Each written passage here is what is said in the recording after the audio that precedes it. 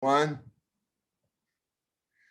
Good evening, everyone. Welcome to this edition of the Clown Hour Podcast. I'm your boy, Scott Burks, right here. And with my co-host, Dwayne Nash, you're going to check him out on the Yard. That's HBCU Sports, reps about all things HBCU Sports, as well as Sleazy Radio every Tuesday night on Facebook Live. He and the crew almost went ham last night, but we're going to let him talk about that later. But also check out his great work on herosports.com where he writes about all things FCS athletics as it pertains to HBCUs. So your boy here, please check me out on my sports blog here, theclowntimes.net. You could just find me there as well. You can also find me on Facebook. So we're in your smartphone, laptop, desktop, wherever you are, wherever it may be, just type in the Clown Times. You'll find me there as well. And last but not least, check out my merch. Get the merch. CafePress.com. Search for the Clown Time Sports. I have the actual link in the description when I upload this baby to YouTube later this week. You can find the gear as well. And one more housekeeping item. Please subscribe. We're getting more subscribers to this channel. I'm pretty happy about that. I celebrate the small victories. So hit the subscribe button and the bell so you can get any notification when I come up with any type of tomfoolery to publish to the channel. And as well as like, comment, and share it. Even if you don't like it, just comment. We all learn something. Iron sharpens iron, right? So let's get to it. So the gentleman you see below here is our guest. Like when I was doing my audio podcast, and you would hear him and his partner Hokey Smash all the time when we talk about all things Atlantic Coast Conference. I'm gonna introduce him as Jeff Fan. You catch him on his ACC Sports Blog, all sports discussion rather. So Jeff, finally got you on the video podcast. How are you, my friend? I'm doing well. I'm glad to be on the Zoom call here talking ACC. Yes, sir. And especially during this crazy time when it comes to the elephant in the room, the big ass elephant in the room, conference realignment. So as you all know, the conference media days are here. The ACC, SEC, Big Ten, already done as far as the Power 5 go, as well as Big 12. Pac-12 is just getting their started today. For some reason, they decided to do the last people standing, but whatever. But the point is that amongst the excitement of the media day, because we all know that college football is right around the corner, and after we thought that the bombshell, the big news was the college football playoff rather, possibly expanded to 12 teams. As excited as we got over that, the bombshell that came out of no freaking where. Texas, Oklahoma, first inquiring about joining the SEC, then said, you know what? Screw it. We want out. Big 12, it's been nice, it's been real, but we're not renewing the grant of rights in 2025. So still giving y'all a heads up, but we out here. So it's crazy. God damn. So the SEC with Alabama, Auburn, LSU, Georgia, Florida, A&M, Texas A&M. Now they're on the verge. If they're going to vote on it, I think is all but certain now. Texas and Oklahoma. At least 8 brands in one damn conference. And man, I think it's the SEC's world and we're all living in it at this point, because I know it's a Power 5, but it's really a Power 2. It comes to money with the SEC and the Big Ten. But really it's about to be a Power 1. That's the SEC. I'm an ACC guy, but I appreciate good football when I see it. I've always been a fan of SEC football. But this is crazy. So Jeff, we're gonna go, since I have you on as your ACC guy. Let's well, first of all, before we get to the ACC side of things, how crazy was this announcement that the SEC is on the verge of adding Texas and Oklahoma to the other collection of talent in one conference? I mean, it was a stunner. It was an absolute stunner. It came out of nowhere. Nobody saw it coming. What I think is kind of funny now is you got everyone coming out of the woodwork saying what's going to happen next, and not a single person knew what was going on for 6 months, during this negotiation. So, Right. if you say you got sources, you don't really have any sources. When they want to keep it quiet, they'll keep it quiet. But Right. yeah, it was stunning. I really agree with you, Scott. It took it from being a power 2 to really like a power 1. I mean, all those brands, the power they've already a successful, football league. Arguably we're already the biggest conference, most powerful conference with the Big Ten, but now they just sprinted out ahead of the Big Ten, which puts them even further ahead of the ACC and Pac-12, and just killed the Big 12 all in one shot.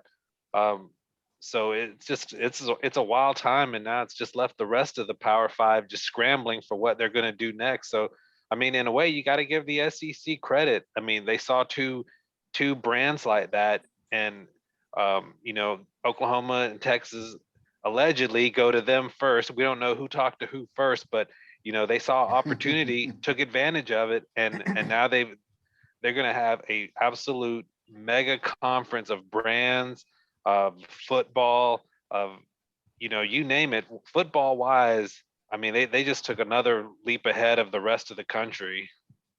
Yeah. And Dwayne, I know some people are looking at this first blush like, okay, Texas, Oklahoma, especially Texas. You're going to go from where you had a great shot making the college football playoff to getting your ass kicked on half the year by Alabama. I think A&M is better than Texas right now, to be honest with you. It's A&M, LSU. Because they keep it in divisions, I don't think they will much longer. But if they keep it in divisions, they're going to kick. I already heard that they're going to kick Alabama and Auburn to the east, and with the West, they'll move Missouri back west. So essentially, you will have LSU, you have A&M, and maybe Arkansas. They're recruiting better, along with Oklahoma and Texas. So Oklahoma owns Texas, so they'll beat their brains in. LSU will definitely beat their brains in. A&M, imagine how how pissed off A&M is. So they're going to take it out on them on the football field. So that's at least 3 L's in your own division. And depends on how Lane Kiffin does at Ole Miss. He's going to turn things around. And the Pirate guy will turn things around in Mississippi State. So you got at least 5 grinders in one division. And then you got to rotate on the East. So it's not like having these slouches. Alabama's going back east. Auburn's going back east. You got damn Florida and Georgia. That's 4. So good luck with that, Texas. Good freaking luck with that. But I think it comes down to if the college football playoff expansion is going to be really true. And I think it would be true because, and I think Texas, Oklahoma knows a little something that we don't, the rest of us do not, because that way, I mean, what's the expansion going to be like? I think the top is going to be the automatic qualifiers go to the 6 the Power 5 conferences. The Power 5 conferences. The highest ranked Group of 5 team, and then 6 at large. Where do you think is going to get the 6 at largest now? Now, see, that's interesting that you bring that up, right? Because we talked about that last night. Now, and also interesting that you talked about the negative aspect of Oklahoma and Texas going over to the SEC. And I'll get to that in a minute because sure. I always think about the negative things, the situations first, instead of immediately, everyone immediately rush to the positive. Oh my God, they're going to the SEC. This is big. I thought the negative stuff first. But as it pertains to the playoffs, that was the question I asked the guys on Sleazy last night about those 6 at-large bids. And of course, conspiracy theory coach was like, okay, yeah. My question was, wouldn't it be a situation where those teams that were competing in the conference championship games, whether or not those would be the teams that would be considered to be at large bids. Coach was like, no, it'll probably be about another 2 or 3 SEC teams again. Yeah, which sounds about right. But if that's the case, it's still not an automatic lock for Oklahoma and Texas. It was guaranteed in the Big 12, especially Correct. for Oklahoma, the way that they've been playing ball for the past few years. I think Oklahoma would be fine. They're just recruiting at another level and playing at another level. But go ahead. Yeah, but I don't know if they necessarily will come out as a conference champion. So that it will be hopeful, right? That's fair. That they will be in that mix of fighting for an at-large bid. And that's something they would have to do on an annual basis with, like you said, LSU, Georgia, who else? Auburn. So that's 3 programs right there. They're fighting for. You got 4 programs off the top of our head. Sure. Without thinking about Georgia and Florida, that's 5. You got 5 teams potentially fighting for 2 slots, and it's not going to be guaranteed as it was for them, or it's a lot easier for them in the Big 12 to do that. And one of the things I noticed, if you think about it, with both Texas and Oklahoma leaving, that means out of the last 29 championships that this conference has, the last 29 champions that this conference has, 20 of them will be out of the conference. 14 being with Oklahoma. Texas has 3. Nebraska has 3, I think, and Colorado has 2 who've been gone. So, yes, yes, the Big 12 is losing a lot of their power. I think there's an opportunity there for them to rebuild. They won't be who they once been, but technically they still would be the 5th best conference out of the Power 5, especially if they got the right teams. My thing was the cautionary tale that is Nebraska in the Big 10. I have no idea why Texas didn't look at that and say, I don't know if I want to be them. Let me stay in the Big 12 and at least be a big dog if Oklahoma leave. Now, we were already the big dog because we were able to bully the entire conference into not having a network. You got to run all things through me. And if you want to do expansion, if I don't like it, it ain't happening. Yo, that's not happening in the SEC no more. You can't go to the SEC and be a bully. Not to them. So I just found it weird that the bully on the block in the Big 12 is deciding to leave. I don't know necessarily this is a better financial move for them. Yes, they're a big name and they're a big brand, but they were also a big fish in a smaller conference. Now they go into a conference with a bunch of sharks. How they or will they survive? I don't know. And it's very much possible they could be just like Nebraska in the Big 12. You know what? That's interesting you bring that. And Jeff, I'm going to throw it back to you right quick. We all remember what happened with Nebraska, right? That's the side. That's what happens when you lead with your heart instead of with your brain. Now, I understand Nebraska being pissed off at Texas. Hell, A&M was, Colorado was, Missouri was. Hell, Missouri was this close to going to the Big 10. It would have been the Big 10 if a certain president or was the governor didn't run his mouth and spilled the beans before it actually happened. There was supposed to be a Big 10 team, but that's not here nor there. But the point is that because they are also part of the AAU, the prestigious organization of colleges. Yes, Missouri is, and so is Texas. But Missouri was, but I know, right? But Missouri, they were supposed to be, if the rumors are correct, way back when, they were supposed to be headed to the Big 10 instead of Nebraska. But anyway, but Nebraska, remember, they were so pissed off, they didn't give in the reason. They said, essentially, fuck Texas, we're out. And got a landing spot in the Big 10, which adversely affected their recruiting, because recruiting is the lifeblood. Nobody's heard from Nebraska in like 10 years now. Yeah, I mean, because they used to recruit a lot of Texas players, because why? They would spend much time in the Big 12 in the state of Texas. That's why they were so good under Tom Osborne all those years. They played Nebraska. No, I'm sorry. They played Oklahoma, every year. even when they went to the divisions, it was like every other year. But the point was that they were able to convince Texas recruits that their mom and papas and aunties and them would get to see them play when they go down to Texas, go down to A&M, go down to Texas Tech, Baylor, you name it, for conference play. So that's how they got all the great athletes. But of course, who are you going to convince for the state of Texas to go ball in the Midwest?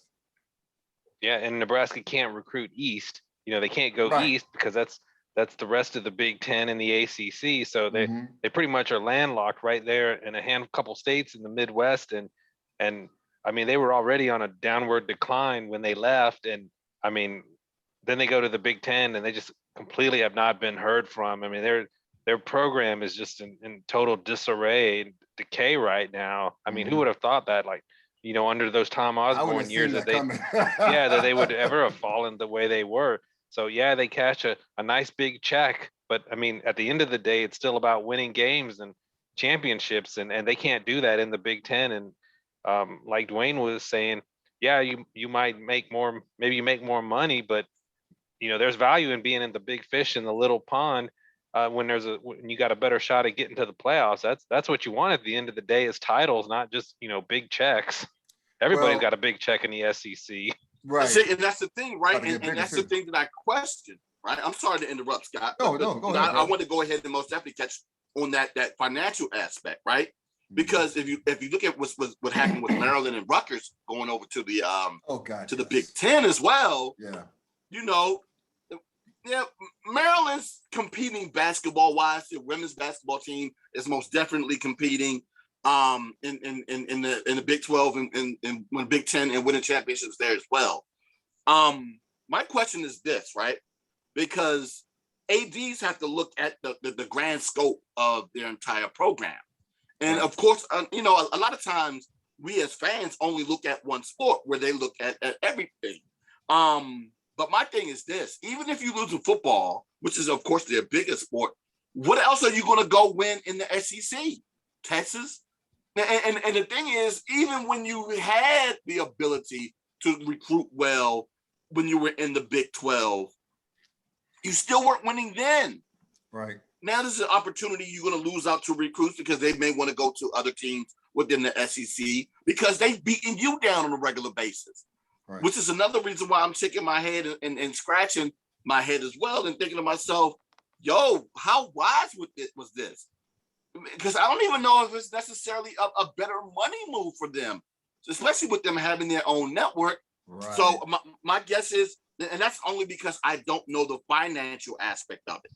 But to say all of that, to wrap that up with, along with thinking about football and winning, yes, ADs also think about the financial aspect of it too. So my guess is they may think, or they must think, that this is a better situation for them financially. But at the same time, Texas, you did this to yourself. You being a bully caused your conference not to have a network only because you wanted it all to yourself. Now you're moving over to a situation where you will have your own, but when you will be in a network, but will that financially be better? Well, like I said, I don't understand the business aspect of it. Someone a lot smarter than me will be able to explain that to me and probably tell me that it is, but it's going to be to the detriment of them winning. You know what? I think Texas looked at A&M when the A&M started getting all those recruits from Texas because they used to be able to go to Texas kids and go, you know what? You can ball in the SEC and stay at home. So that's how they were getting the better recruits the last 2-3 seasons under Jimbo Fisher. And so they're only going up. The trajectory is going up with A&M. And when there's been going down with Texas the last few seasons. So, Longhorn faithful, when I say faithful, I mean the powers that be, the movers and shakers, looked at the little brother A&M walking out in the SEC, getting all those recruits. And remember, they were this close to making the college football playoff. They were ranked 5th in A&M, was ranked 5th above an undefeated University of Cincinnati. But that's not a story for another time. But the point is that they were right there. So if the college football playoff was at 12 teams or even 8, A&M would have been in. Mhm. So Texas was looking at that and say, hey, we can't let our little brothers punk us like this. You know, that's go ahead. But my thing is, though, how often is that going to happen for Texas A&M? And now for Texas, if they move over to the SEC, because that glass ceiling that we already know is there, that's called Georgia, Florida, Alabama, Auburn, LSU.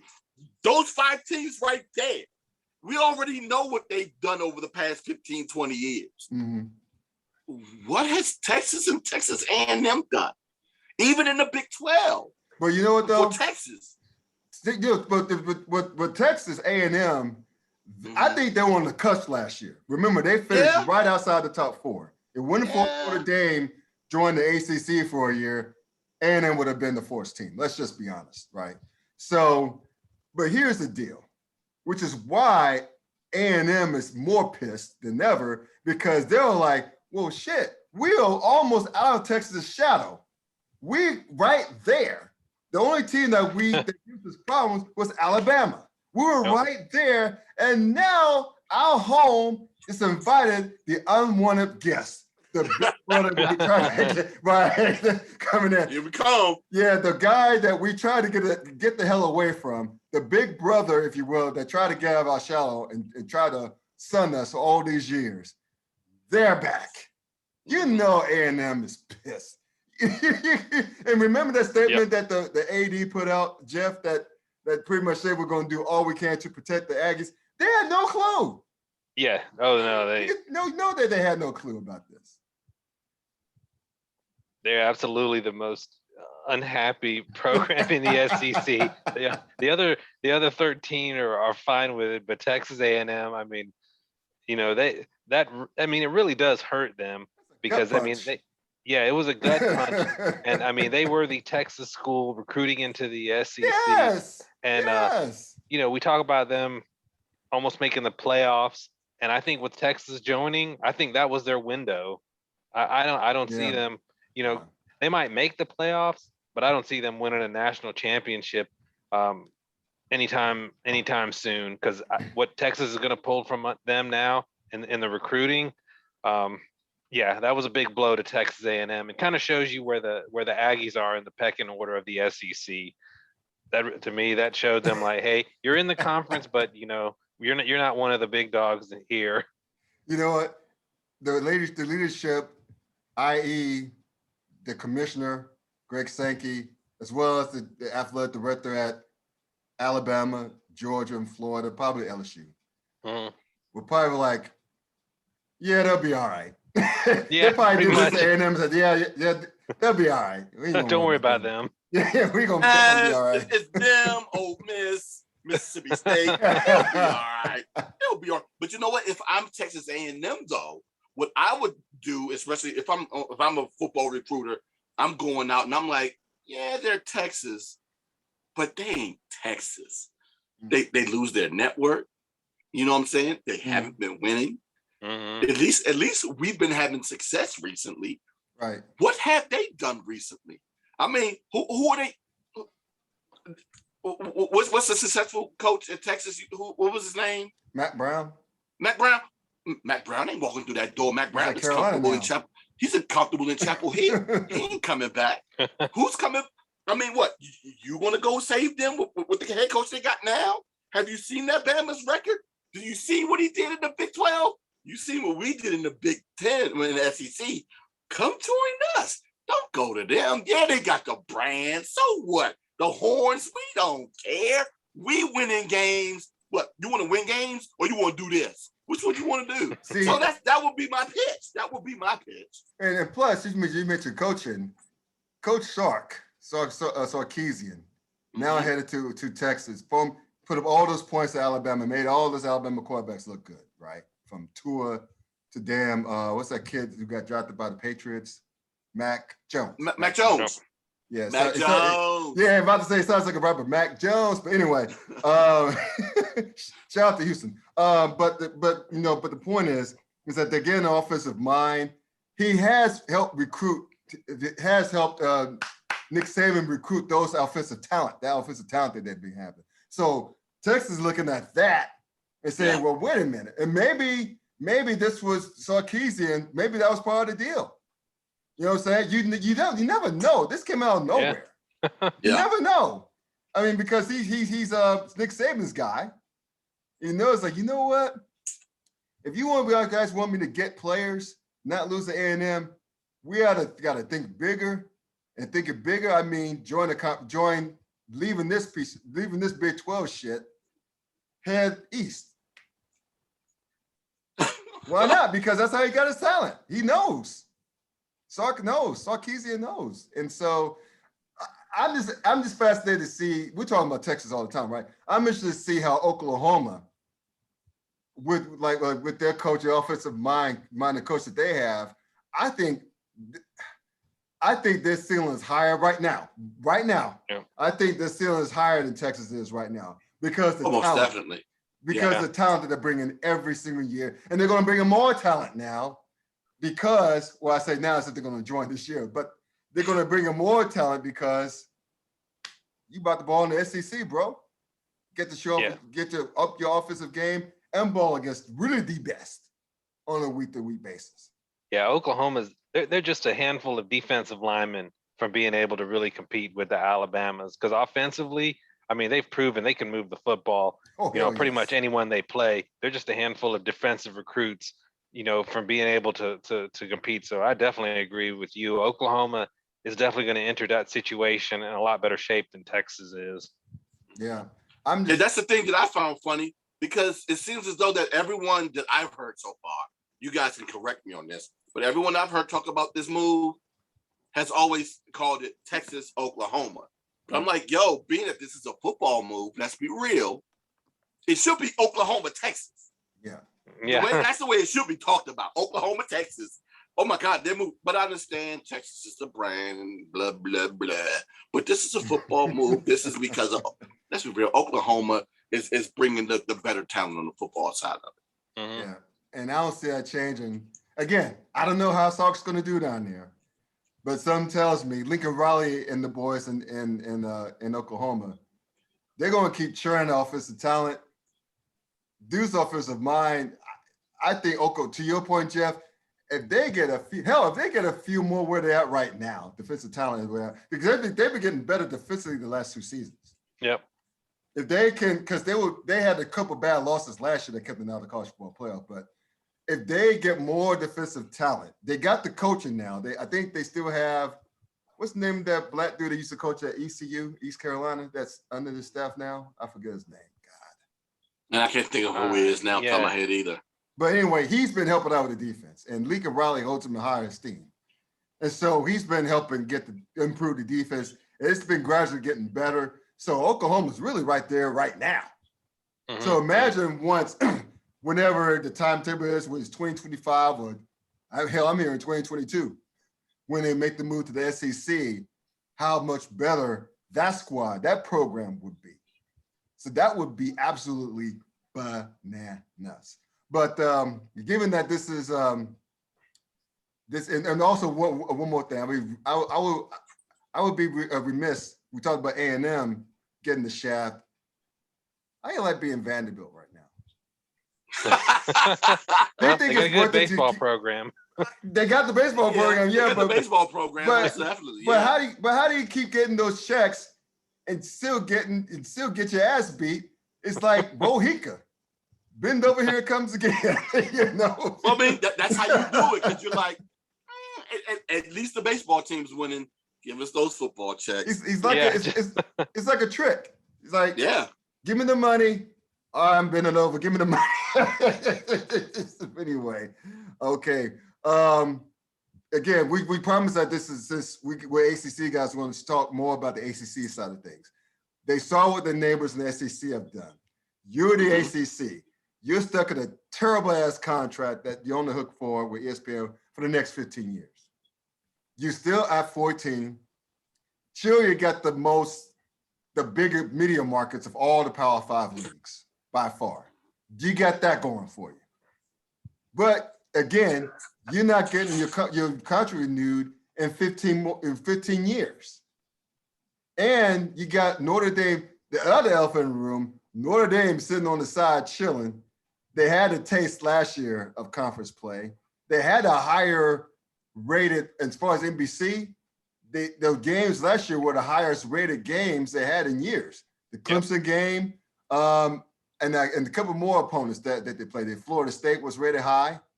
So The they ACC had, championship game had huge ratings. yes, they did. But the thing is, if you're Notre Dame, why would you make the move right now? You're still getting paid, not as much as your other members, but you still got the NBC contract. And I think to them, it's more about being free. It's more of a cultural thing. But at any rate, Jeff, I'm gonna throw it right back to you, bro. If you're the commissioner, Jeff Phillips, John Swofford just handed you the baton and said, tag, you're it. You got to figure all this stuff out. What in the world are you able to do right now? Thinking forward. Well, I think there's a couple things that he can do here up front. The first thing is getting Comcast signed, finalize that deal with the ACC network. Good point. You know, that's the largest cable distributor in the country, and they've got all the other big ones signed. You know, pretty good job by Swofford getting everyone else in. But Comcast is hanging out there, and it looks like they've got momentum to get that signed. But you never know until the T's are crossed and the I's are dotted. And that's number one. If he can't get Comcast signed, that's a big red flag, because he came from the Big Ten. He was AD at Northwestern, so he knows how this television stuff pretty well. And if he can't get Comcast on board, which is one of the last remaining revenue generators for the ACC, that's a red flag. So I'd be really concerned if he can't get the Comcast deal done, because he's basically inherited that with it already almost in place. And I know they couldn't renegotiate, or they didn't want to, until their deal almost ran out, which is this year. So he's got to get that signed. So he gets that signed, that's number one, and that would be a really good start for him. Number two, with the way this the realignment's gone, we know they haven't really talked about like the bowls. I don't think the bowls are going to go away, but now that the Big 12 is going to be completely diminished, you got to increase the bowl payouts for the ACC teams. Now you're unquestionably one of the four biggest, and you kind of got screwed on the Orange Bowl deal, because the other two, the Big 12 and SEC, signed up for the SEC for the Sugar Bowl. The Pac-12 and the Big 10 got the Rose Bowl. You were left with the Orange Bowl and got their second and third best, second best teams, right? And you got a lesser deal with that. So that's something he can absolutely work on too. And then you mentioned it already, Scott. Notre Dame. That's the white whale. And I agree with you too. With Notre Dame, it's not about money, because they could have joined the Big Ten 15 years ago and made more money. They could join the ACC when they came on for football and make more money than they do. They're not motivated by money. I mean, they're motivated by their culture, their independence. I mean, I really don't understand it anymore, because they don't gain anything from it. I mean, you're on TV everywhere in the country. I don't really think it adds value to being an independent anymore, other than just to say that they are. But Right. Whatever their motivation, they're kind of obsessed with it. And when you talk about that long-term contract, the one thing it does give Phillips, it gives him time, because no one's going to be leaving the ACC anytime soon. Right. They're locked in. That's the good news. That's the good part about that. That's the good news. So he has time, and so he's got to make a splash, and he's got several years to work on making that splash, and that's probably going to be Notre Dame. If you can't get Notre Dame, and he used to work at Notre Dame, he was employed there in the early 2000s, so he knows the culture there. If he can't make that splash or another one, then maybe come around 2030, it's going to look kind of dicey for the ACC. But you always got to work on Notre Dame. However he needs. I mean, that's why he's getting paid $3 or $4 million a year to try to figure that out, and he's got time. The last thing I would do if I were him, and I think this one could be almost as reasonable as trying to land Notre Dame, because what the SEC did, that it put them way out there, like we talked about at the beginning. Right. Well, that left the Pac-12, Big Ten, and ACC. You can do things with those other conferences. I mean, right now it's time for those three to kind of join forces and try to combat what the SEC has done. Whether it be through some kind of scheduling agreements. I mean, you can put that together. I mean, that'd be great if the ACC, had a scheduling agreement with the Pac-12. Wouldn't that be great to see, like Clemson and USC or Clemson, Ohio State? Those kind Oh, of. hell yes. I mean, those kind of matchups. And there's a rivalry right there with Ohio State as it is. So yeah, exactly. I mean, that's a kind of a testy little rivalry too. But it'd be great to see some of the ACC teams, go out west and have some of those teams come east. And I think, Phillips needs to think about that. They need to think about outside of the box a little bit. Stuff that's not very conventional, that you wouldn't have thought of a few years ago. You got to think about it, because you don't know what the SEC is doing. They might be trying to pull the next two biggest brands from your own conference. There was rumors about them. I don't think they really put much merit in it, but I mean, was a rumor that they were looking at Ohio State and Clemson, and who knows what they might be thinking down the road. So it's time for those three conferences to kind of put some things together. And that'll also increase provide a financial boost, because you're looking for more compelling games, gate sales, ticket sales, home and home with some really good programs. I mean, Penn State and Pitt should be playing every year. Yes. Hell yes. They had, yes. Not that 4-game series that they had, or I think it was 4 games. They should be playing. Yeah, they should be playing that game every year. Right. So I mean, he's got opportunities outside of Notre Dame, and he's got time to figure it out. So let's see what he was able to come up with. And also think about this, because of the personnel involved, Miami and Oregon. Yep. Oh, that would be a neat matchup. Mario Cristobal and the Miami alum. Yep. Is doing the damn thing in Oregon. I'm just saying. Yeah. I'm just saying. I mean, hell, if you want to, you talk about the disrespect bowl, if you will, AC State, Michigan State. Yeah. You know what I'm saying? Or to your point, well, actually Penn State, Miami. They have some history. I mean, it's anything to help. Yeah, digging outside the box. That's I would like that. It's been bandied about on social media, because everything takes place on social media, right? Yep. So I mean, UCLA, UNC. Yeah. Things like that. So Michigan, UNC. I would say this, going back to Penn State, the whole Penn State Pitt thing, as far as rivalry that should be played every year. Another rivalry that should be played every year is the backyard brawl, which brings in West Virginia. So if you're West Virginia has been beating down the ACC's door, even though they're in the Pac-12 for years. And they're probably going to beat down their door once again. Yeah, he was probably calling the moment that announcement made. He was calling Phillips. Their AD was calling Phillips right away and saying, "Hey, you got a spot for us?" So do you expect, and Dwayne, you can follow up on this as well. If you're Commissioner Phillips of the ACC, would you even take a phone call from West Virginia at this point? Hell yeah. Now, to go back to a couple of the things that you guys talked about, right? Yeah. The concept that you're saying of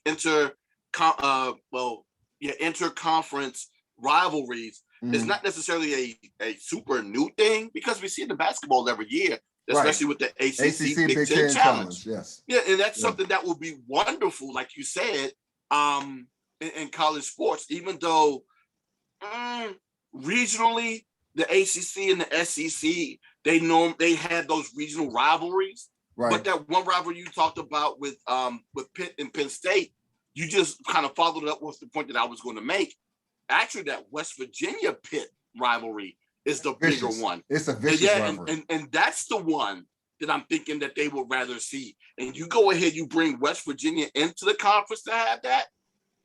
My God. And it's already a situation now. My boss is a West Virginia alum. I've talked to a couple of West Virginia alums. They don't necessarily like being where they currently are, and would like to see a move over to the ACC because they'll get an opportunity to see a lot more road games. Having those road games for them would be a whole lot easier for them. Virginia Tech. All those teams, Virginia Tech. Oh yeah, all those teams, Virginia Tech. Yeah. Even for those alums that's living in Florida.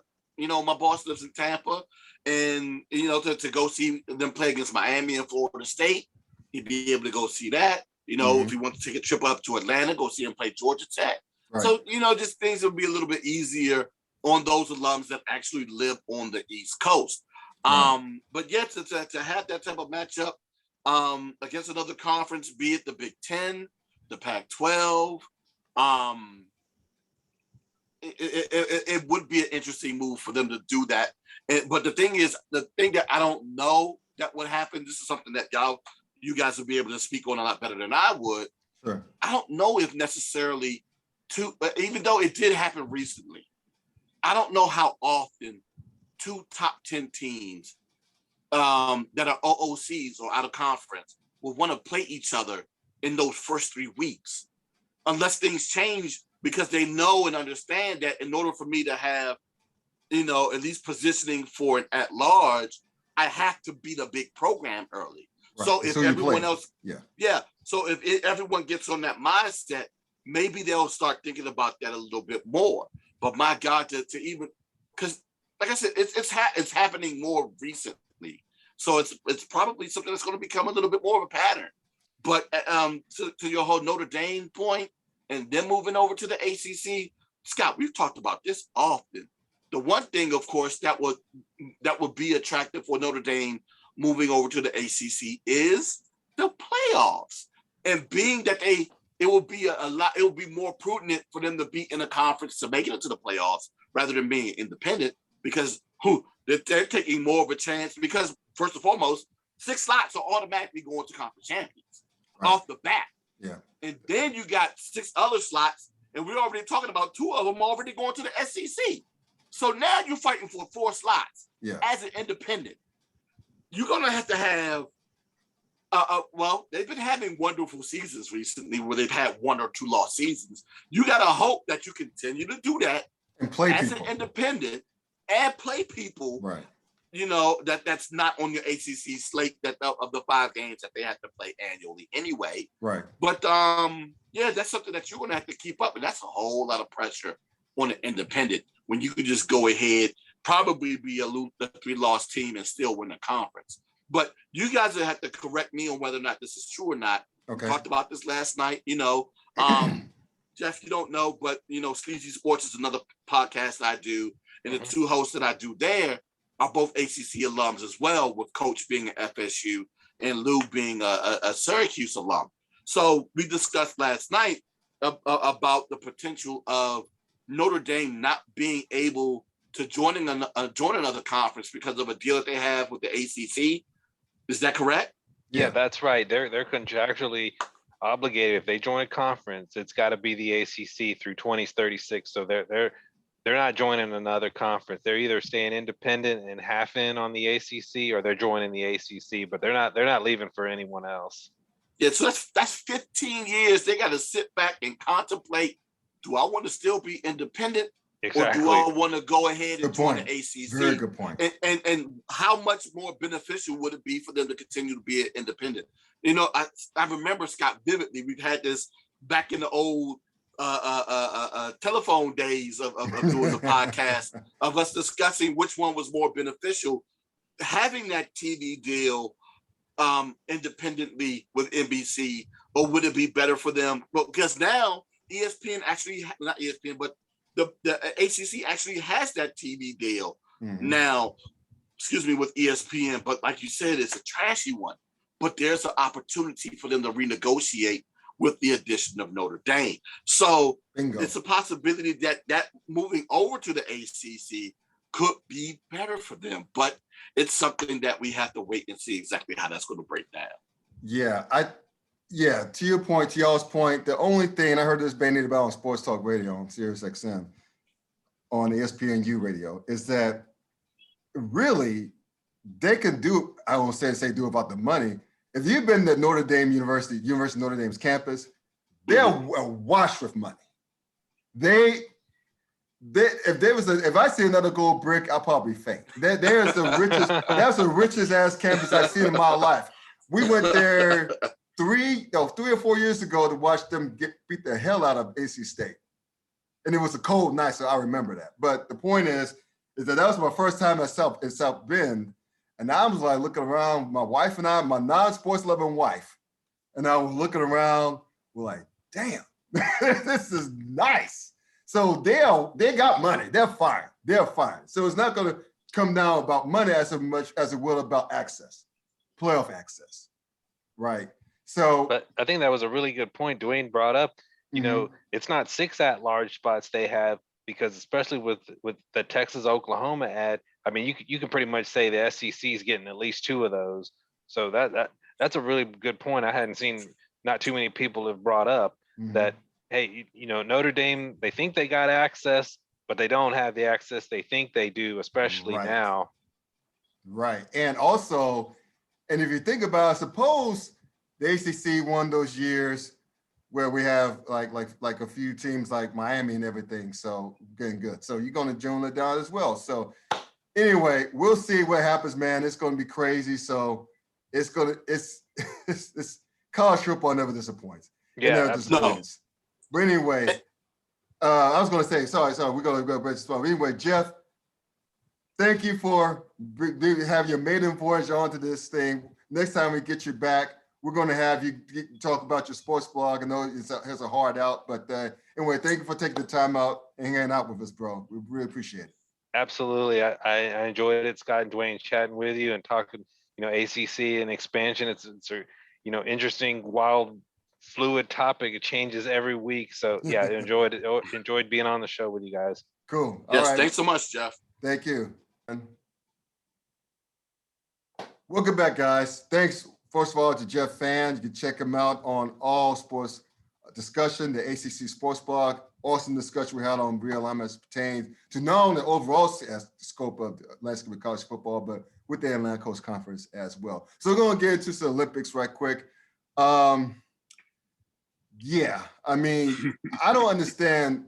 So you kind of wonder how people could be mean, right? How people could be mean, the empathy, lack of empathy there, how people could be so toxic. Well, with Simone Biles, what she didn't have the greatest routines in like the team in the championships, with team championships at the Olympics. She had a subpar showing by her standards, to the point where she was like, you know, she wasn't feeling it. At first, it looked like she got hurt. I think she was hurt a little bit, but it turned out that she was feeling like the performance was hurting the team. And then when it hurt the team, so to the point where she took herself out. Now, she was still on the sidelines, so giving encouragement, being a cheerleader. But what many thought was an unselfish move, because they got the silver. But if she stayed on, to her point, her scores would have caused the team to drop more. So in her mind, she's like, I don't want to fuck this up for all my teammates putting this work in. Let me just bounce out when I obviously did not have it by my standards, and let us still compete for medal. And they almost did. We almost got the gold still, right? But we came up with silver, and later on, she left participating in the all-around individuals open, but she took herself out of that too, because frankly, and she mentioned it, she went in the I think the way she put it, in her correct space. Which if you know anybody know anything about gymnastics, is that if you have to be on point on almost everything, not only to score well, but to keep yourself from getting hurt. Because if you're doing all those twirls in the air, especially on the balance beams, those little bitty ass balance beams, you gotta be on point. The slightest misjudgment is the difference between, I mean, imagine flipping up and down on a balance beam and having to worry about coming down on both feet on the balance beam. I don't know if you've been around the balance beam up close and personal. It's pretty damn small. It's pretty narrow. And you have to be on point, all the way on point. And if you're not there, you're going to get yourself hurt, man. Not only just score worse, but get hurt. Because I don't know if people remember Riley McCuster's. It's like basically she was competing in the 2017 American Cup. Her foot was off by an inch on the beam. 1 inch on the beam missed dismount. 1 inch.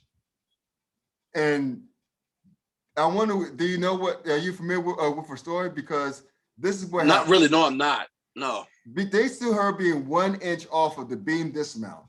She slammed backwards onto her neck and then rolled over. Bruh. An inch. Let me tell you like by this. an inch. Yeah. So for those that don't know, I didn't know until just now, right? Mm-hmm. A balance beam is only 4 inches wide. Yeah. My cell phone is 6 inches wide. Yo, there's no way in the world I'm doing whatever they do and trying to land on this. Yeah. You talk about the focus that you have to have. There are few sports that I can think of where your mental focus has to be equally as high as your athletic ability. Right. Gymnastics, football, hockey, baseball.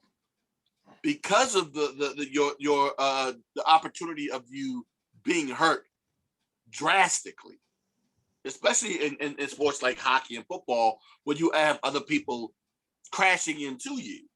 And all it takes is for you not to be focused for a moment. Yeah. You're slipping off a balance beam. A baseball's hitting you in your body, unfortunately, in some cases in your face. Yeah.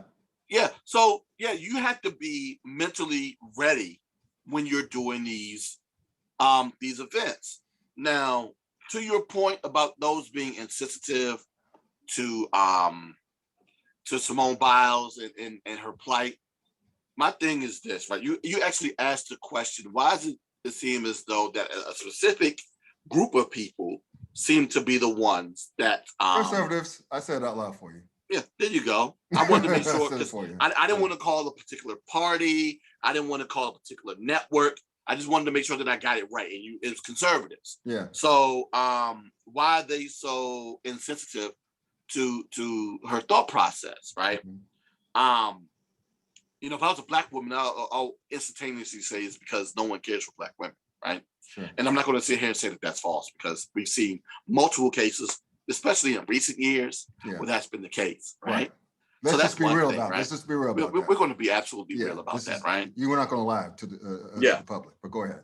Not at all, right? And it's not just conservatives, but there have been instances where even Black men haven't come to the defense of course. Of Black women. Hell yeah. And I hate to see it. And I apologize even in instances where I blindly do it myself. I'm not going to sit here and act like, I haven't made that mistake and not done it. So I'll go ahead and say that out loud, right? Yeah. But it just seems as though that for whatever reason, especially conservative pundits love to make everything, especially as it pertains to TV and radio, they love to make everything political. Right. And being that mental health has become a liberal issue, mm-hmm. for whatever reason, my thing is, everybody has mental issues. Right. And everybody. No matter what life, whatever, what walk of life, political, ideology, race, it affects, it's like cancer. It affects everybody. It affects every damn body. Right. But yet they want to go ahead and attack those that deal with it because they see that's a leftist issue. Mm-hmm. But if you want to go ahead and combine the fact that she's dealing with mental health issues, she stepped away from competing for the good old USA, mm-hmm. and the fact that she's a Black woman or just a person of color, mm-hmm. But especially a Black woman, they'll go ahead and they'll speak out about this. I'm not going to sit here and pontificate about whether or not if it was a white woman, how would they respond? But unfortunately, we kind of have a general idea of how that would be. But I'm not going to sit here and stereotypically say that they wouldn't, because if she was white and liberal, they probably would attack her too. Sure. But especially That's fair. but especially because she's a woman of color, Mhm. right? Yeah. That they're going after her, and it's very unfortunate. It's highly unfortunate. Now, unfortunately, like I kind of alluded to earlier, and like I said, you know, when Come with it. yeah, I was about to Come with it. forget a name. When Tracy was here, right? Yeah. At times I could be a jerk, right? I know this. But it's not necessarily out of jerkdom, right? You know, I saw someone comment about this on social media, and in essence, I kind of agreed with them. You know, Simone did talk about having the pressure of the world on her shoulders. Yeah. And how monumental that is, having to deal with that type of pressure. I will say this though, and I know a lot of people aren't going to like this. I'm sorry, but you kind of put that pressure on yourself when you place a goat on your unitard. Sure. I'm sorry, because when you come out and you say that you're the greatest, people are going to look at you. It doesn't matter what you do. If you work in the public sector, the private sector, if you come out in your workplace and say that I'm the best to ever do it here, right? Mhm. People are going to look at you. And then we Right. talked about this often. The same way they like to celebrate us, it's the same way they cheer us when we fall. And when Right. you come out and say that you're the Very best, true. you better prove it. Because if you make a mistake of any kind, they'll come out and bash you. And that's exactly what happened in this situation. But regardless of how I feel about her placing the goat, because I don't feel anything negative about it, because you know what? I go ahead and say she's the best to ever do what she's done in the sport of gymnastics, because they've gone out of their way Right. to penalize her for being being great. good. For being good. Yes. Who does that? Name me another sport where they do that, yo. Yo, if I rush for 200 yards, like, no, statistically, we're not throw gonna it give back. you 200 because you're a Go beast. back. Yeah. We don't go ahead. We don't go ahead and put the numbers at 150. Word. Crazy. If I score 50, nah, you the best to ever do it. So we gonna go ahead and say you score 40. Huh? Nah. So because of all of that, I understand why people focus on her and look at her and where that pressure is coming from. All that said, though, Scott, my thing is this. I don't give a damn, because you know what? It's not me. Right. It's not how I'm not the one performing. She is. And if she feels as though that she's not on her game, you know how selfless that is to remove yourself for the betterment of the team? It should be looked at as that. Yeah. It really should be looked at as that, because we've sat here and we've watched the best player on the team go out there and stink up the joint. LeBron in the 2011 finals. Lord Jesus. Against the Dallas Mavericks. I still remember that. Jesus. When Skip Bayless derisively calls him the frozen one to this day at that moment. Yes. People don't understand is that, especially with that pressure, I mean, it's one thing if you're a football player or a basketball player, you get to make, or a baseball player, if you have the yips, as they call it in sports, the yips, and football, in the case of football, you get to make it up the following week. You get to get over it and move past it. If Tom Brady throws 2 or 3 interceptions a game, remember that game against New Orleans in prime time? We absolutely stunk up the joint. Yeah. Got his ass kicked. Guess what happened to him, boys and girls? He came back, and along the way, won the Super Bowl. He beat New Orleans at their place in the playoffs. He was able to get over that. With you're LeBron James, you could come back the following year. Well, not only that, you got other games the next few nights to get over it. If you're a baseball player, if you have some wild pitches, if you're a pitcher, or you are just in the funk as a hitter, as a power hitter, you get, not only you get the next night, you have 100 and some odd games to figure it out. You have 160 games to figure it out. You got another 20-something starts to figure it out. Yes. You good. If you're in the Olympics, you have one time in 4 years. Matter of fact, to make it even worse, for most of the sports in the Olympics, with the exception of, like, you know, those sports where they had to play multiple games to figure out who gets into the round of competing for medals. You only get one opportunity to do this, yo. Right. And if you mess that up, that's it. That's it. You gotta wait to try to do it again in 4 years. And if you're of a particular age, you might not make it back in 4 years. And that's the thing is, people don't understand. No. Same with track and field. You only get one shot. You train for four. Man, you trained for 4 years. 4 years to deny yourself a hamburger. For 4 years in the apple pie and banana put in my case. For 4 years, and not only, and even if you do make the Olympic tournament, you may not get the medal. You may not get the medal. Of not medaling at all. That's 4 years. Yes. To make it make sense. That's pressure, man. And especially in a sport like gymnastics, where your ass is torn up in the air. And if you're off, I don't understand how more people don't get hurt. But here's the kicker, man. I'm not gonna name him because he doesn't deserve to be named. But this some clown, a conservative personality, I'll leave it at that, on Twitter, he called her a coward. Now, this is, okay, now, little that fool knows that 1 year, not this year, Simone Biles competed with broken toes, a messed up wrist, if I'm not mistaken, and still took home medals. I think it was the World Championships, took home medals. Yeah. And despite her not being in the right mind space, she still got a silver in the team competition. And she still is the most decorated gymnast this country has ever seen. Yeah.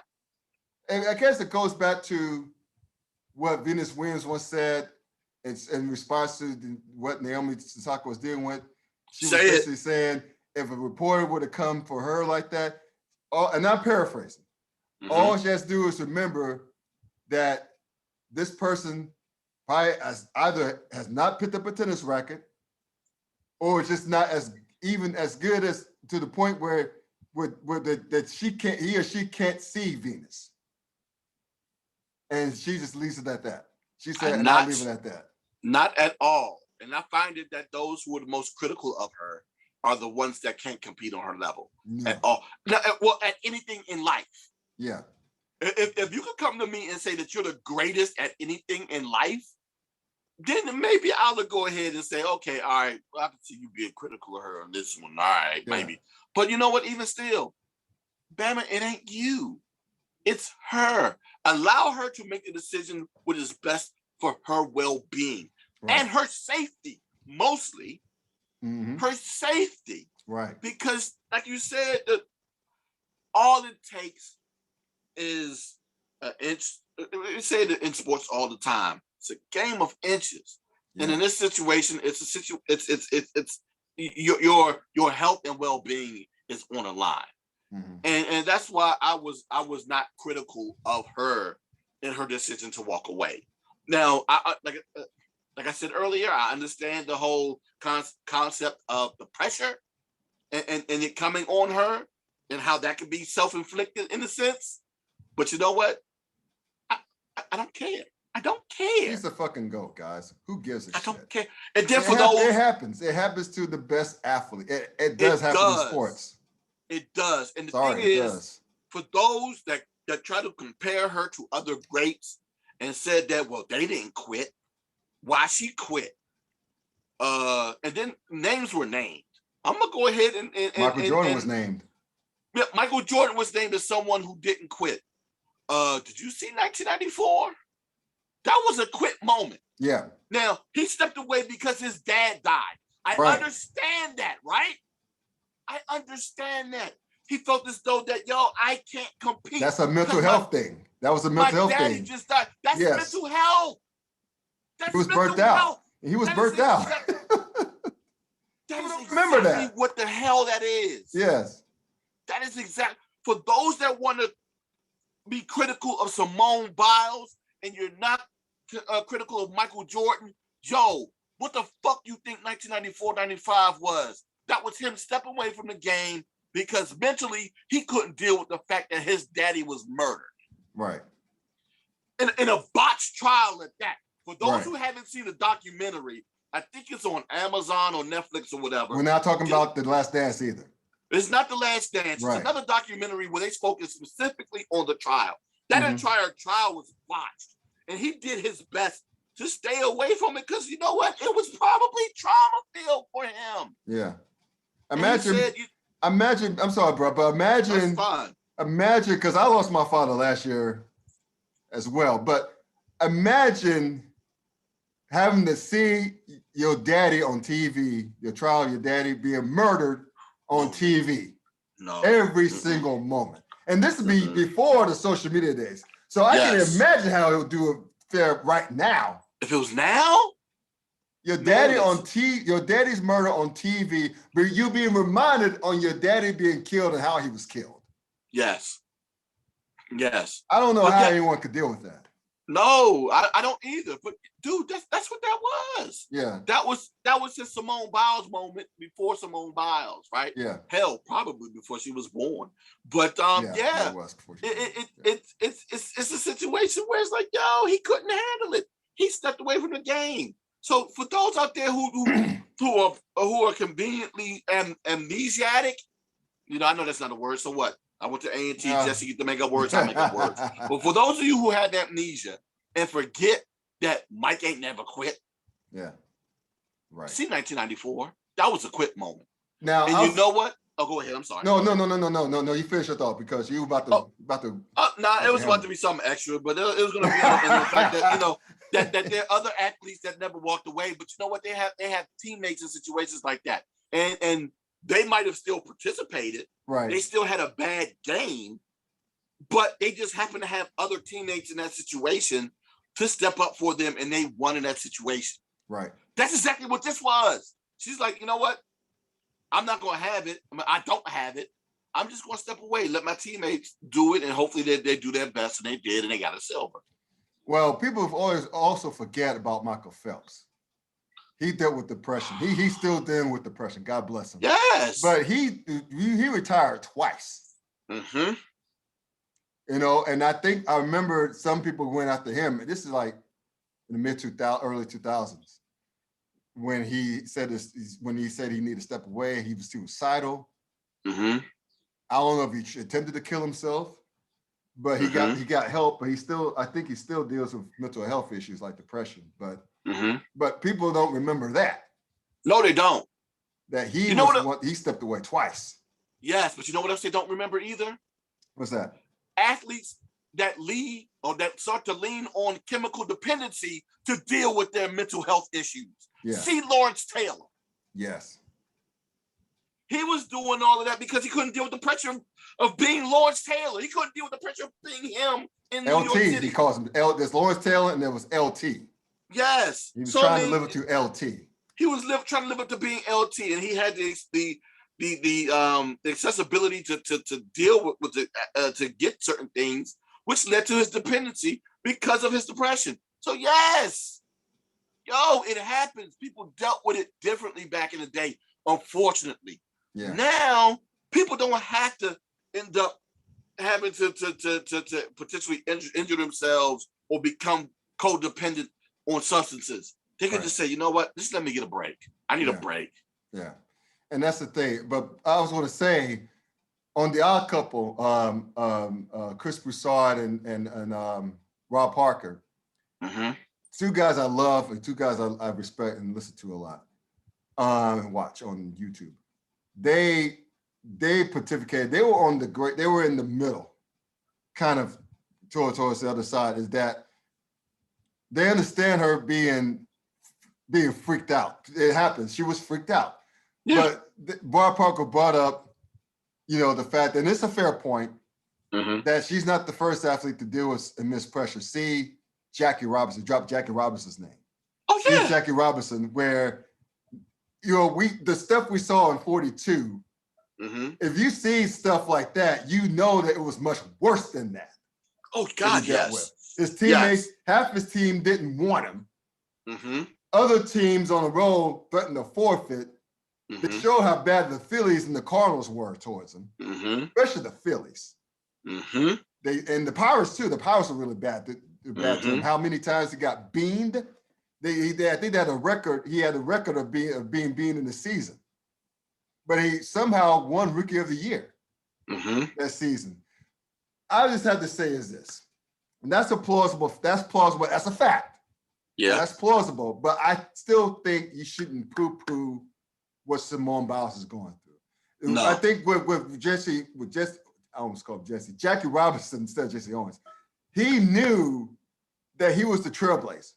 He knew that if he was a step away, no Black man or Latino man would ever get a shot, at least not for a while. Because they figure if that doesn't work with this guy, it's not going to work. It's not going to work. But you know what, to your point too, Jesse Owens too, being a Black man going to Berlin. Yes. Yes. Yeah, he mentioned them too. Yeah. I mean, it happens, but they did it for the betterment of the good. I'm thankful that those athletes that were in that situation wrote it out, right? Now, and yes, if you want to go ahead and sit here and count straws or count hairs, yes, Simone Biles' pressure isn't as immense as that, right? But still, she says she's not in the right place. Why are we criticizing her? Right. I understand it's for our entertainment, but at the same time, though, it has to be a point where we say, you know what, I'm fine with you not competing right now. Sometimes you gotta let those that entertain us be human, because that's what they are. If we're sitting here watching a bunch of robots, then yeah, I'm gonna go ahead and be like, damn, son, you better go ahead and get your robot ass out there and fight. And no, they're human. If they need to walk a step away, step away. I'm not gonna want the same way. I'm not gonna want you to go out there with a physical ailment. I'm not gonna want you to go out there with a mental ailment either. Right. And I'm not gonna be critical of you because of it. Yeah, that's a good point. Great point. On that note, let's shift to the HBCU Sports Minute. Yeah, so we need to pick up the mood a little bit, because I was feeling a little bit upset. But I know, Dwayne, you got some HBCU sports segments to share with us, maybe pertaining to the Olympics. Who knows? So I'll let you bless us with your knowledge. Well, yes, sir. I mean, there's several athletes that's participating there in Olympics over in Tokyo that aren't from HBCUs. Several from that are participating in the track and field realm. Now, what is the young lady's name? Izini Kalu. Yes. She's an alum of Savannah State that's playing basketball for Nigeria. All right. So, you have her, and then there's a plethora of athletes and coaches on the track and field side: USA, Barbados, Liberia, Mexico, I think Mexico. Jamaica, and Canada as well. Aggie was competing for Mexico, right? In track and field. Yes. Daniel Stokes. Now, I heard word that he and Akeem Sirleaf of Liberia will not be competing, but I'm also hearing things contrary to that as well. So I'm just going to wait and see how it happens when the bit time comes around. But me and my man T the Track Guy, for those of you out there who follow me on Instagram especially, know about T the Track Guy. My boys came out with some massive predictions throughout this entire season. People looked at him funny, but hey, they've all come true too. But I'll say this: he's going to go ahead and help me preview track and field tomorrow on Instagram at 6 p.m. So I'm putting that post out on social media. Good. For those of you that follow me, and for those of you who don't follow me on Instagram, follow him, please. Yes, the Yard HBCU. I am socially, I think the term is socially connected, because all of my social media is under the same name, which is the Yard HBCU. Hell, I think my website is also the Yard HBCU. But either way, social media wise, everything's connected. The Yard HBCU, all one word. You can catch us there tomorrow, 6 p.m. We're talking about that. And then, of course, like you said earlier, it's football media season. SWAC, like I talked about last week, did theirs last Tuesday. CIAA did theirs Thursday on the Division II tip. The Big Ten, not the Big Ten, I'm sorry, the Big South did theirs yesterday with A&T and Hampton. So this is the first time that, of course, A&T, this is their inaugural season in the Big South. and they made their appearance known. Now with their preseason prediction, A&T was picked to finish third. Hampton was picked to finish seventh in the Big South. And like Coach Washington said, this is the first time in a long time he's seen his program picked third.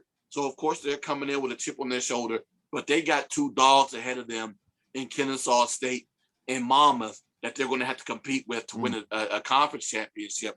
But I truly believe, that A&T has a great chance of getting an at-large bid. Everyone likes to talk about how the Big South is only a two-bid conference. You know why it was only a two-bid conference then? Because they didn't have a third good team. Now they do. And so that's why I believe A&T has a great opportunity to come in and win it at large. And of course, the MEAC, they'll be having their media day on Friday. So I'll be doing that remotely as well. So I'll be participating on that. And so you can always follow me on social media as I go ahead and tweet out comments and post comments and predictions and predictions in all conference teams to those respective conferences as they're released in the next couple of days. So yeah, football season is coming. Good stuff right there. Take us to our random shit segment brought to you by no one, where we talk about random shit we can think of. Well, I know that our U.S. men's basketball team, we put the beat down on Iran, but that's like me beating the hell out of a dude in a wheelchair. I mean, it's like, what's the point?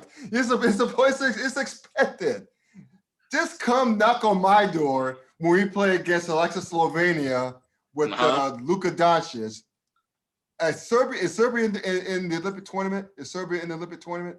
I don't have it in front of me. I'll look it up right quick. But all right, but say for the sake of they are. They are. Oh, they are. Okay, cool. Yeah. Cool. So beat those guys with the reigning MVP and Jokic rather. Beat France again, right? Just try to beat France. Try to beat Spain. Spain is number 2 in the world in basketball, if I'm not mistaken. So do that. Just don't, because it's like nothing. It's like you beat Iran. Big fucking deal. Yes, I'm glad they did what they're supposed to do. Yes, I'm glad it was the answer what they're supposed to be. But come on now. Come on, USA. And you know what, man? A lot of people say that, hell, we could do a whole segment on this, but I didn't think about it. But anyway, hence Redmond stuff. But a lot of people say it's peaked. I'm sorry. Wait a minute. I'm sorry. Serbia is you said Serbia or Slovenia? Serbia. I know Slovenia's in it. Slovenia's in it. Serbia is not in there. Okay, I do apologize. Yeah. Oh, no worries. But still, beat Slovenia. Try not to lose to France again, and beat Spain. If they do all that, cool. If not, or Australia. Don't lose to Australia again. If you do that, cool. If not, I don't want to hear it. Okay, that's just how I feel. But I was going to say that people have been using excuses as to why we have been doing so well, why we lost to Nigeria, why we got beat by Australia. I was going to say without Ben Simmons, I don't think it make a difference. Yes, I know the rest of the world has caught up because it's basketball is truly a global game. I get all of that, right? I get that a lot of our superstars, the face of the NBA, are foreign. You mentioned them. Slovenia, like Luka Doncic from Slovenia. Jokic winning the MVP out of, he's a Serbian. The reigning MVP before, two-time MVP before, who was the Defensive Player of the Year before another foreign guy, a French dude by the name of Kostas Stafford Tower. He won it. He's he's French. Rudy Gobert, yeah. Rudy Gobert, but who won the NBA championship this past year? Who won the NBA Finals MVP? Giannis Antetokounmpo, the Greek freak, who's Nigerian by birth. Those are your faces of the league. I get all of that. Joe Ingles is a baller.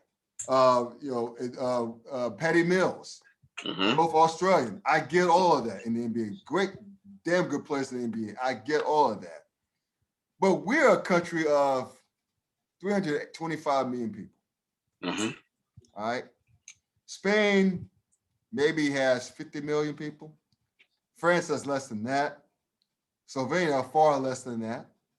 Serbia less than that. Greece maybe 20 million. I don't know, probably less than that. What I'm trying to get at is we have a wider talent pool. We have stars we could pull from and put all this together. And plus the Nigerian team that beat us, yeah, the NBA players, but outside of Prince, I forget his last name. Name another one from that team that's in the NBA. Exactly. And you know what else? Those ballers, those NBA ballers from playing for the Nigerian team, were born here and raised here. Come on. It's all about the culture. It's all about coaching. Greg Popovich, I love you, but I'm disappointed in you right now. It's all about coaching, and it's about the style of play.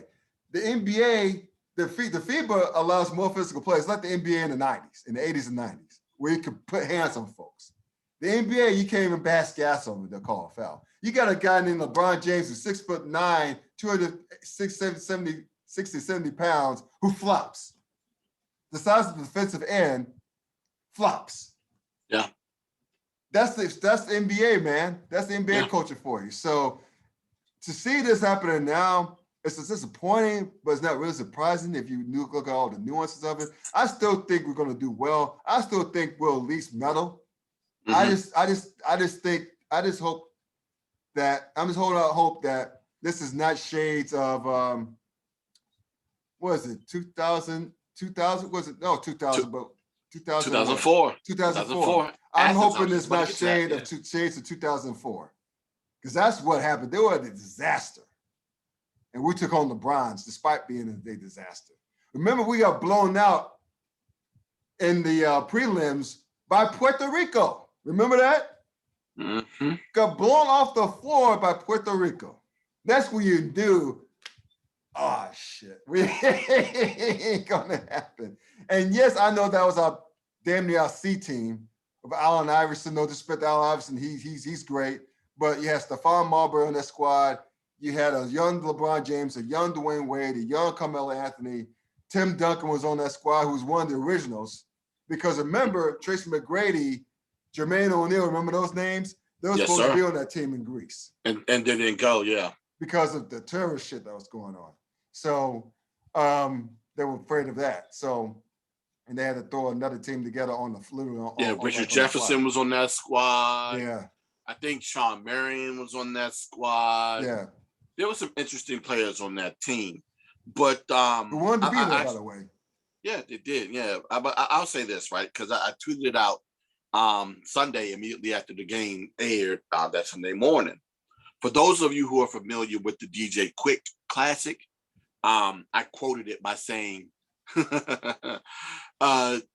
Tokyo is looking just like Athens. I'm like, yo, this is starting to look, and I know it's so easy to pin all of this on Greg Popovich, because if you look at the bad play of the U.S. Olympic team in recent years, he's the common denominator, right? Right, correct. But I'll say this for those that actually, but those that watched that that game against France, there was one thing that bothered me, and it's hero ball, right? Mm. You know, we talk about it often. It reared its ugly head against France. As much as I hate to blame things on one possession, there was one possession that stood out to me. USA's down 2 with 40 seconds to go. They had the rock, bringing it down court. They shoot a 3, miss it, get the offensive rebound, which was rare for them. Kicked it out, shot another 3, got another offensive rebound, kicked it out to the corner, shot another 3, and missed it. That second and third 3, there were opportunities for them to take closer baskets or take higher percentage shots, right, and get a 2 and tie it up. Yeah. But no, you want to play hero ball and get the 3 and win it there. yo, it's 40 seconds on the clock, B. Get this tied. At least, because by you missing those 3-point shots, France got the rebound, you had the foul, and that 2-point game became a 4-point game. And then what happens when your sorry ass is already missing threes? You get the possession back with 20 seconds to go on the clock, and you miss another three. And then you turn the ball over, Damian Lillard. So, yeah, everyone talks about, the poor shooting. But my thing is this, right? They try to say bad coaching, but I'm like, yo, it's bad shooting and bad shot selection and poor basketball IQ. Right. So I don't care how good of a coach you got. If your players are playing with bad IQ, that's what happens. Right. And then the number one thing not number one, but one of the things that hit me that I realized, and a lot of people are not going to like this response when I say this, this is all Michael Jordan's fault. This is all Michael Jordan's fault. And let me explain to you why. It's Michael Jordan's fault for twofold, right? Reason number one why it's Michael Jordan's fault is because our expectations of the men's basketball team is based upon what we saw in Dream Team in 1992. Right? With Jordan, Barkley, Bird, Magic, and the way that they were just killing teams. And we had expectations of all of our basketball teams looking like that. And it kind of did. In 96, in 2000, in 2000, was the 8? Yeah. And well, it wasn't as dominant in 2008, but in 96 and 2000, most definitely, they were completely dominant, right? Right. And then, but yeah, like I said, we expect that domination. Reason number two, something else you pointed out to, right? The physical play that they have in FIBA. It's different. It's a lot different than the NBA. But the only reason why it's different is because of Mike and the Mike rules, right? Back when they used to foul him and they were like, this might not be good for the game. We need Mike to be upright in order to get people to keep watching. So they started being a little bit more touchier as it pertains to fouls, and contact started becoming less and less in the NBA. And now these players ain't used to it. And all you got to do is body these Bambas up a little bit. That was a big mistake. If David Stern, as much as he turned shit to gold, he fucked up right there, because it was trending that way before the Mouse in the Palace. Yeah. That only escalated from that point, because he wanted the product that the fans could wrap their arms around. He wanted more scoring. Like the NFL. He wanted more scoring. So what do?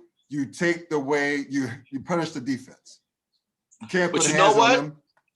The funny thing was, they were still having like 94, 82 games. The game they weren't like 115 to 112 like they were in the early 90s. Well, I mean, in the 80s with the Lakers and the Celtics, where they were still running up and down the floor, and they were beating each other up too. There's a way of doing it. It just happened to be that around that time, the Knicks and the Pistons, I'll celebrate them. Yeah, they figured out a way to slow that game down and to beat you up and to be physical. Right. And if you couldn't withstand all of that physicality, yeah, you were going to go ahead and slow down, and you were going to end up scoring less than them. And well, plus they played phenomenal defense too, along with being physical. Right. So yeah, they were like, you know what, we can't allow this no more. Well, we can't allow them to do this no more, because everybody wasn't doing it. It was just them. We can't allow them to do that to Mike, because those are the two teams that Mike kept seeing. Well, and then remember, of course, Detroit was not one of the glamour teams. No, they weren't. Oh God, no. They couldn't have that. No, not at all. Right. So that. yeah. So we can't have basketball. So yeah, we can't keep having that happen to Mike, and the game became softer because of it. So yeah, I blame this on Michael Jordan. Yeah. Like it or not, I don't care. I hate Michael Jordan. A, he's a Carolina guy. He's a Carolina grad, for one. B, his goddamn Bulls prevented my beloved Knicks from reaching the promised land many times. And other teams too, but especially my Knicks. And 3, he's a Carolina guy. So I got to hold all that against him. And, that's just not a here nor there. So I don't know. We'll see, brother. I think we'll still at least medal. I still think we have a great shot at getting a gold medal. The fact that we're up on France by 7 points with 4 minutes left to go and find a way to blow it, Yeah. Gives me confidence. I just think, again, it takes time. The chemistry will take some time. We got Drew Holiday. We got Chris Middleton. We got Devin Booker. We got shooters now, defenders and shooters. So that I think that will work. I think once Popovich going to open up his rotation, just play fast, play everybody, wear the opposition down. I think we're cool. Just as long as we play with our heads and not through the hero ball bullshit, I think we'll be fine. I don't know, real quick though. I don't know about the defenders though. That's one of the other things I kind of scratch my head on. I'm like, okay, you look at this squad, you say, okay, who are the defenders on this team? The only ones that come to mind instantaneously are Draymond Green, right? JaVale McGee, yeah, and then maybe, well, I mean, he's done it especially during the finals. Drew Holiday. Yeah. Other than that, I don't see any other defensive stalwarts on this team. I mean, correct me if I'm wrong, Scott. I don't see any others. Well, I'll say this: if he wanted to, Chris Middleton could play some good defense if he wanted to. Okay, and then that's the other thing too. We don't have any true bigs when we're competing against other countries that do, and that's where that other problem lies. We have to go small. Yeah. We have to go small because that takes away the spacing. So that's our strength right now. So unfortunately, that will cost JaVale McGee some minutes, but I think he's happy to be there. He wants to get a medal. He's wanting to do the dirty work. So props to him, and I think we'll be fine. I think we'll be fine. But we'll see. Anyway, let's call it, bro. Let's call it, man. Thank you guys for tuning into tonight's podcast. Please check us out on YouTube. Hit the subscribe button, hit the bell, like, comment, share. We love it. Even though if you didn't like it, comment it anyway. One of us will probably get back to you. We'll have a healthy conversation. Let's and keep it mature. In the meantime, check out my man Dwayne Nash. Or don't.